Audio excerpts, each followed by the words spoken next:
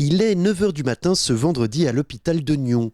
Le docteur Fournier et son équipe s'apprêtent à opérer une hernie inguinale. Une hernie inguinale, c'est une voussure qui apparaît un petit peu avec le temps, mais aussi parce que c'est un orifice qui existe également.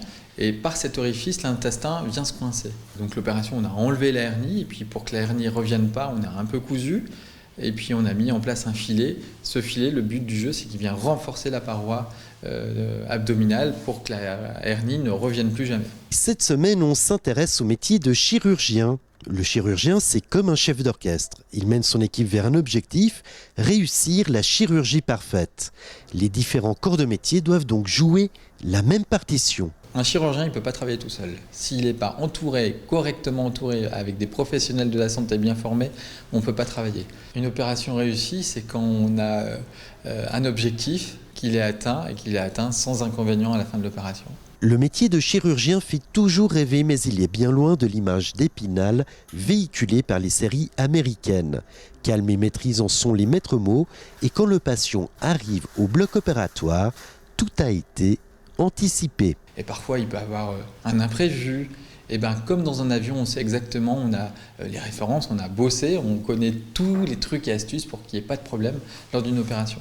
Alors ça fait peur quand on voit des séries comme Urgence où il y a du sang partout, tout le monde est agité. Vous voyez que dans une opération, tout doit être calme au contraire. Mais quelle formation pour devenir chirurgien ? Après des études de médecine humaine à l'université, le praticien va encore devoir se spécialiser en fonction du domaine d'activité choisi. Donc l'Uni, c'est 6-7 ans d'études où on apprend, c'est la base de la médecine.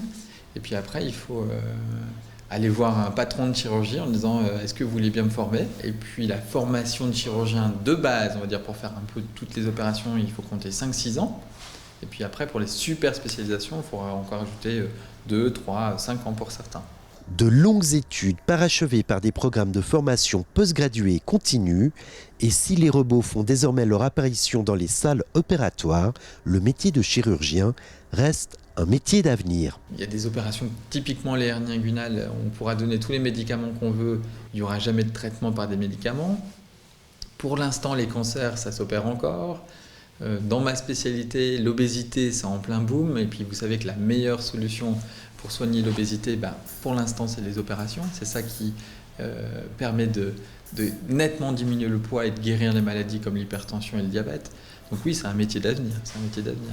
Et le docteur Fournier de relever que si l'on vit désormais jusqu'à près de 90 ans, ces progrès sont à mettre au crédit des progrès de la médecine en général et de la chirurgie.